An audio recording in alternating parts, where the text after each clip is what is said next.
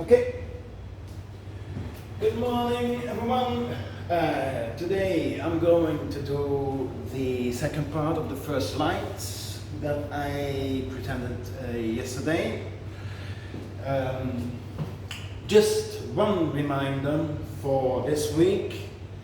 I want you to do the exam that I gave you. You need to do it on real time. Tomorrow I will give you the answer sheet, and by Friday I want to get all the results. Yeah, that means you have to check the questions and tell me how many marks you got for that exam. And remember, the exam is 1 hour and 15 minutes. Meaning you really have to do it in real time, 1 minute and 1 hour and 50 minutes, and no mobile phone, just do it on your own. Okay, just a reminder to not to get confused and not to get confused with the words. Yeah. Remember, the nucleus is the massive positively charged center of an atom. Yeah. Of course, including the neutrons. Neutrons are uncharged particles found in the nuclei, also the atoms. Nucleons are protons, neutrons in the nucleus, and the nuclide, different types of nucleus of the same element, but with different numbers of nucleons. Okay? So make a small note, pause the video, and we continue. Okay.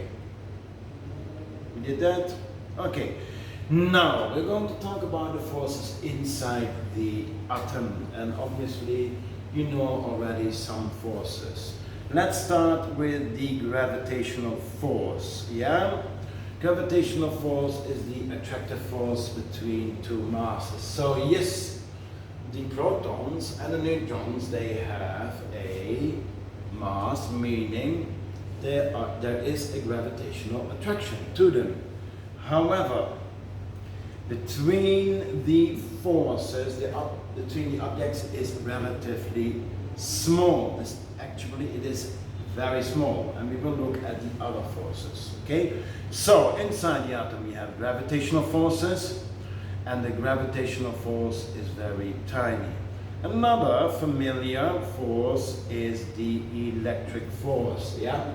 The attraction of the electrons with the protons. One of the reasons is that the electrons are moving with very, very, very, very high speed, yeah? And they will not collapse, one of the reasons, yeah? And of course, inside the nucleus, we have the protons. And as we only have positive particles inside the neutron, so we have repulsive forces inside the atom, and that is the proton-proton repulsion. Okay? This force is much stronger than the gravitational force, but let's look at some other forces, okay, that are taking place in the nucleus. If you think about the electrostatic forces between the protons, there must be another force, because otherwise the protons would repel from each other, yeah, in the nucleus. Okay? All right. Now, some problems with the atomic nucleus. Yeah? The nucleus consists of protons and neutrons. So, for its size, it has a massive positive charge. Okay? So, how can it hold together all these repulsive electromagnetic forces? The Coulomb force? There has to be another force, yeah, that is actually capable of keeping the protons together inside the nucleus. Okay? Yeah, and this force must be incredibly strong. Yeah. You might have heard about fission, and fission is a method to actually break up the nucleus. You need an enormous force to do that. Yeah? Okay? So, the force that is actually holding the nucleus together is known as the strong force or the strong interaction. Okay? And we're going to compare the different forces. We're going to compare the gravitational force, the electrostatic force, and the strong force. And there is another force that we call the weak force. Okay? So make a note.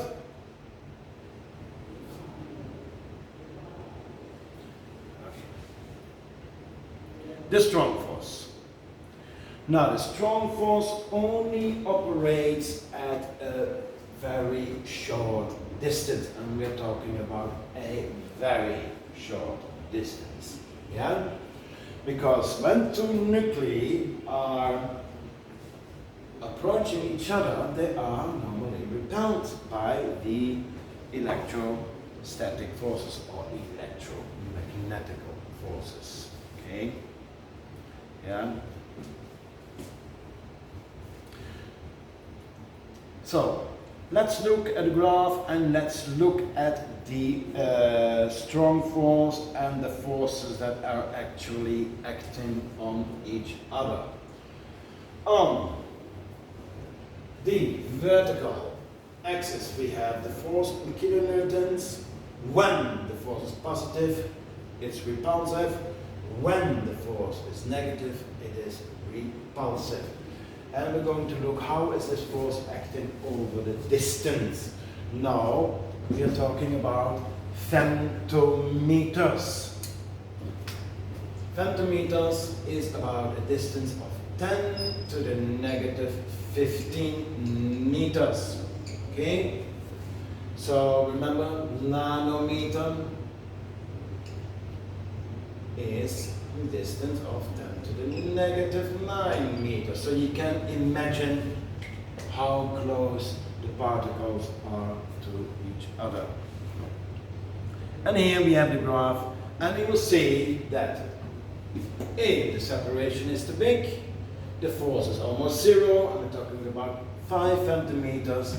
When they get closer and closer and closer and closer and closer to each other, there is like a peak downwards at about 1.5 femtometers, where this strong force is very strong. And we're going to compare this force with the electromagnetic force. So, the strong force, one conclusion, has no effect when we're talking about a distance of about 5 femtometers and bigger. When the nucleus are coming to a distance of 2 femtometers, yeah, the strong force is very attractive, yeah, and binds the protons together, because that's what we are looking for. Okay, now let's look, yeah, at the electromagnetic force. Now, you can compare already the magnitude of the different forces. Okay. Now, obviously, when two protons are getting closer and closer and closer to each other, yeah, we get a peak at a very small distance. Okay. Yeah. Now, look at the strong force. So, how is it that the protons and neutrons are attracted to each other, yeah, and that is because of the strong force. And this strong force mainly comes out of actually the neutrons. They kind of separate the protons from each other, so there will never be a break up of a nucleus in normal circumstances, because the distance has always been like around 1.5 femtometers. Okay? So, So when we are talking at a very, very, very small distance, the strong force is repulsive. Again here. And protons are not drawn into collapse into a single point. Okay? Leave it like that. But understand the difference between the strong force and the electrostatic or electromagnetic force. Okay. Now we're going to compare the different forces with each other, and you will understand now why it is that the nucleus are, or how they are held together by which force. Okay?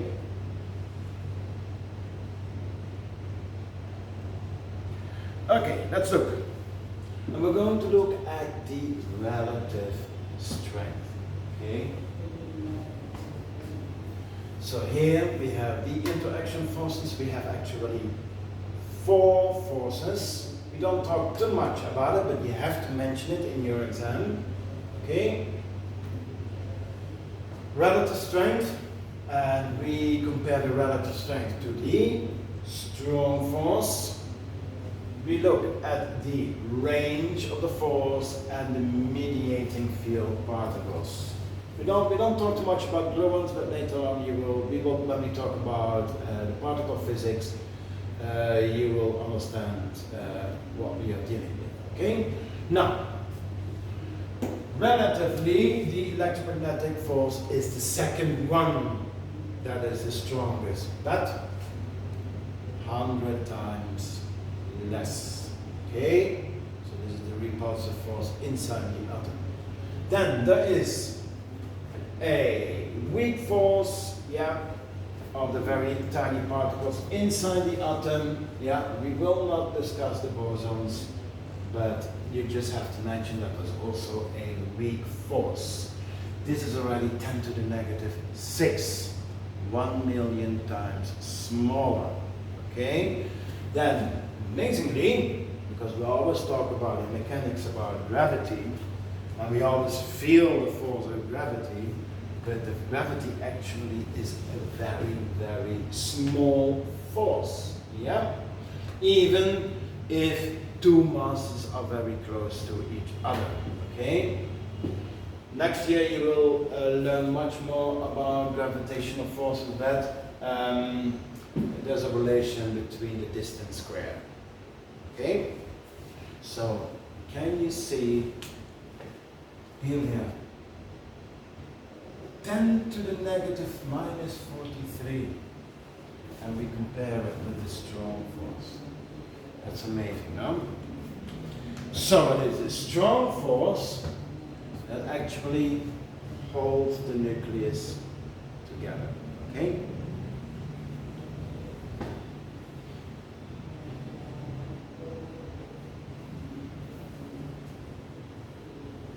All right. Now, diluting the protons. What do we mean by that? Now, obviously, when we move through the periodic table, the atomic number or the proton number is going to increase. That means that the electromagnetic force or the electric force, whatever you call them, they get bigger and bigger. Okay? So, we need extra neutrons, to keep the protons apart. Okay? And you will see when you move through the periodic table, and the atomic number is increasing, you will actually look, when you look at the atomic mass number, then we have to conclude that when we move up in the periodic table, there are more neutrons than protons. You need more neutrons actually to keep these protons apart. Is a very important note. Okay? So, adding more neutrons helps to keep the nucleus stable. Remember, doesn't matter neutrons or protons, we have that strong force at that distance, and the neutrons that are interacting with the protons make up the strong force. Okay? All right. Now, when we move up in the periodic table, more and more elements are getting more unstable. Yeah, there's like a saturation point, and above 83, yeah, above the atomic number or proton number 83, when we keep on adding neutrons, it doesn't help anymore, and the isotope become more and more stable. Yeah. Remember when we know that some elements like uranium, plutonium, these elements are very unstable, yeah, and they will actually break down into smaller elements, okay? And then this is when radiation actually is occurring, when actually an atom or a nucleus is falling apart, we get a lot of radiation in alpha, beta, and gamma radiation, which we will discuss in our next slide, okay?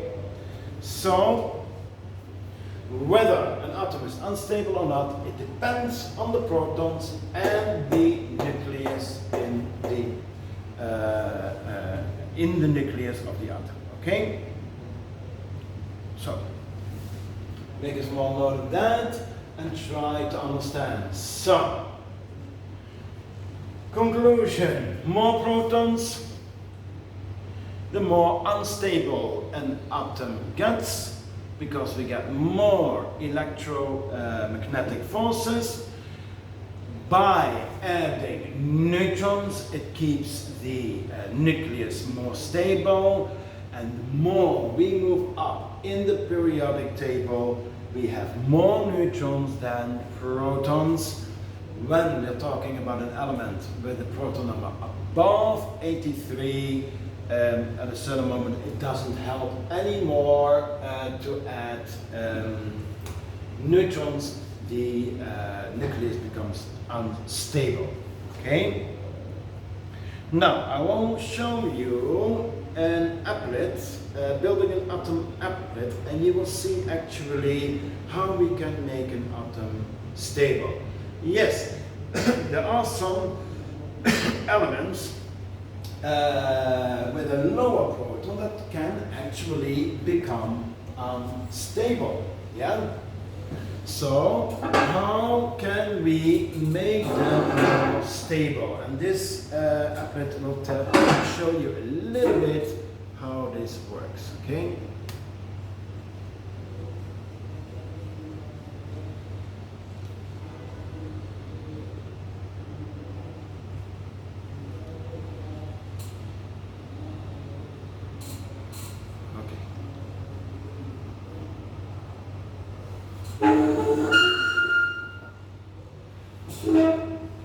In this applet, we can add protons, neutrons, electrons. Remember, if we want to have an atom that is neutral, the amount of protons and electrons are the same.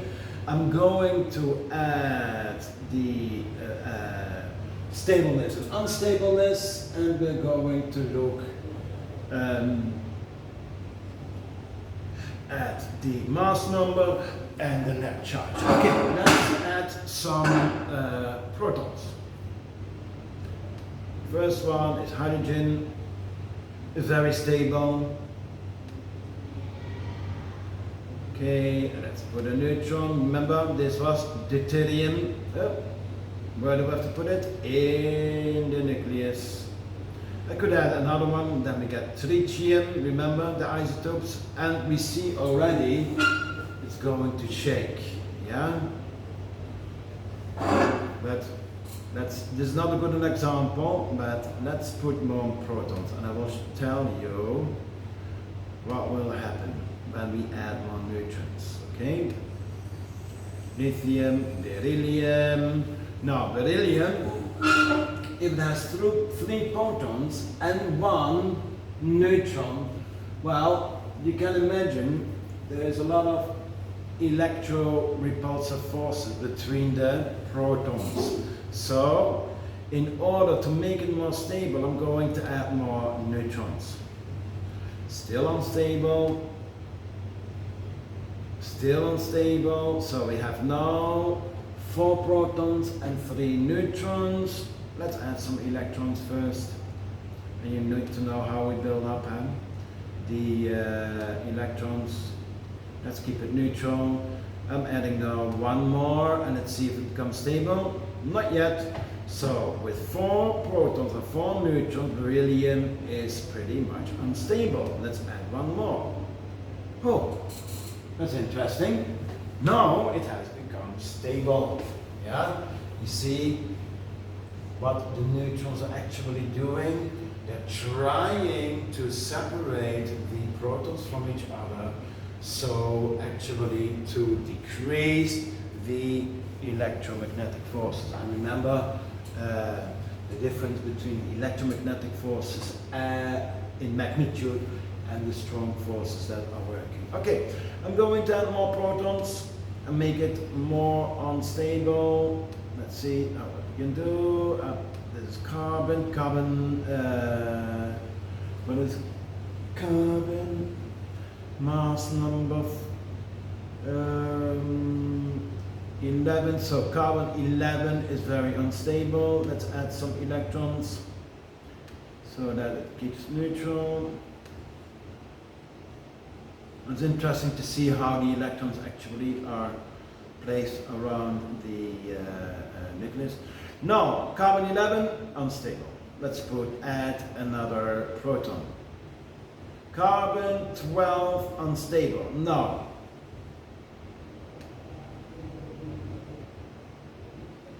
there's another carbon, and I believe that is carbon 14 becomes unstable.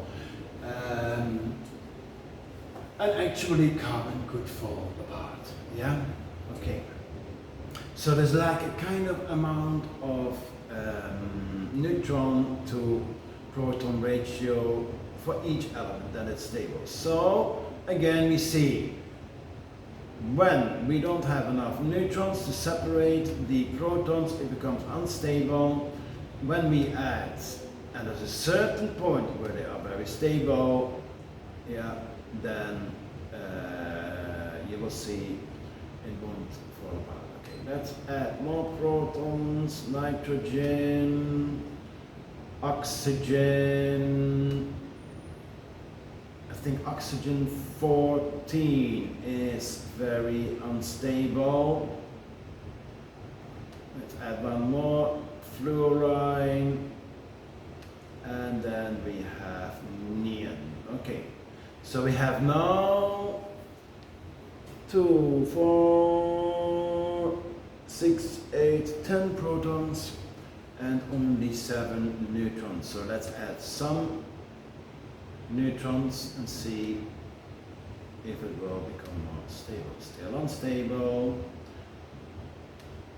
Still unstable. Oh, no, this is stable. Okay. Okay, let's make an atom that is really unstable. I'm going to remove all the protons. So when you move up in the periodic table, you will see that the amounts of neutrons and protons are not equally together, not the same, sorry. Okay.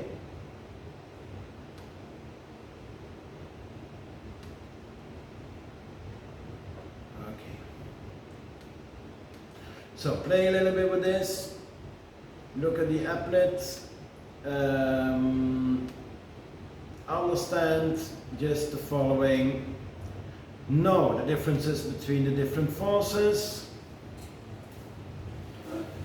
know that we are talking about how is an element kept together. It is kept together by the strong force, yeah, to actually stabilize the unstable forces of repulsion of the electromagnetic forces.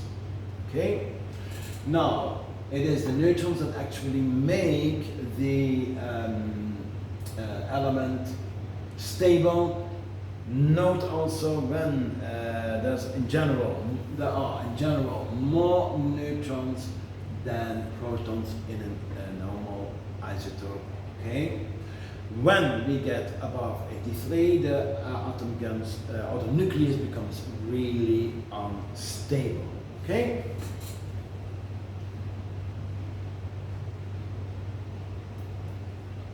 Okay, that's it for today. Look at it again. Also, look at your book. Next time we will talk about the fundamental particles, families of particles. Fortunately for you guys, we only keep it to the subproton neutron particles and the electrons. We will discuss the radiation from radioactive substances, a little bit about neutrinos, and properties of ionizing radiation, and actually that's it. So after I uploaded this video, I will send you the PowerPoint. Now remember, don't forget to do the paper too, okay? Within the constraint time of 1 hour and 50 minutes. No other help, just do it by yourself. This is good for yourself to see how far am I actually, or how good am I prepared for the exams. I will send you tomorrow the mark scheme of the paper 2.